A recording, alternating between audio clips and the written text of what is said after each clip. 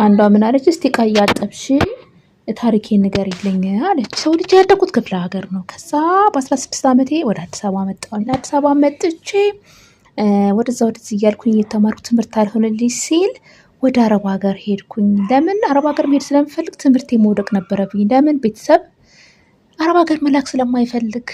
ከዛስ ሁሉም ሰው አረብ ሀገር ሄዶ ስለነበረ እኔ ብቻ ለምን ብቻዬን ኢትዮጵያ ውስጥ እቀመጣለሁኝ ብዬ ወደ አረብ ሀገር ጎ አልኩኝ። ከዛ አረብ ሀገር ከሄድኩ በኋላ ልጅ ነኝ፣ ወጣት ነኝ፣ ሰርቼ 2 ዓመት ተመለስኩኝ። ያን ብር ለቤት በቃ በሸነን አድርጌ ጨርሼ አሁን ተመልሼ ሄድኩኝ ሳውዲ። ከዛ በኋላ ሳውዲ 2 ዓመት ሰራና ተመልሼ ለመሄድ ቤተሰብ አይቼ ለመመለስ ሄድኩኝ። ኢትዮጵያ በሄድኩበት ሰዓት ሁሉም አረብ ሀገራት ተዘግቶ ስለነበረ ኢቃማዬ ሰዎቹ ስላላኩልኝ መሄድ አልቻልኩም። በዛው አጋጣሚ እዛው ኢትዮጵያ ቀርቼ ትዳር መሰረትኩኝ። ትዳር መስርቼ ህይወቴን እየኖርኩ ስራ እየሰራሁ እየተማርኩኝ ያቋረጥኩትን ትምህርት እስከ ኮሌጅ ተምሬ 2 ልጆች ወልጄ አሁንም በግል ምክንያት ትዳር አልሆነም።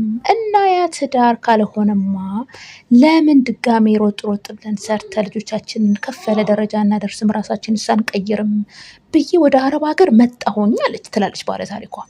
ከዛ አረብ ሀገር ስመጣ እዚህ የሚገርምና የሚደንቅ ቤተሰብ ነው ያጋጠመኝ። ለምን የእስከዛሬው በደል ንጹህነቷ፣ የዋህነቷ በጣም የሚገርም ቤተሰብ፣ በቃ ጥሩ ሰዎች ያጋጠማት ተመቻት። አልሐምዱሊላህ ረብል ዓለሚን ብላ ነው እየነገረችን ያለችው እቺ ባለ ታሪካችን ማለት ነው። እና በመጨረሻም ከዕለታት አንድ ቀን ተከብሮላት የማያውቀው ልደቷ ተከበረላት እና የሚገርም ስልክ ተሰጣት። ሞራል አመጣች፣ ሶሻል ሚዲያ የመስራት ሞራል። ለምንድን ነው ሁልጊዜ ስክሮል ሳረግ ሞላው? ጊዜ አለኝ፣ ለምንድን ነው የራሴን ነገር የማልሰራው? ዘመኑ የዲጂታል ነው፣ ለምን ብዬ አሰብኩት ትለናለች ይቺ ባለ ታሪካችን። ከዛስ ምን አደረገች? ስልኳን አነሳችና ዕቃ እያጠበች ታሪክ ለመንገር ሞከረች፣ ምግብ ለመስራት ሞከረች። ውሏን አዳሯን ትርኪ ምርኪ ዝባዝንኬ ቅጥር ሰው ምንጥር ሰው ቢሆንም በቃ ፖስተዋለሁ። ለምን የሰው ቪዲዮ ፖስታለሁ? ለምን የሰው ሀሳብ አደምቃለሁ? ለምን የሰው ቤት ሀብታብ አስተርጋለሁ?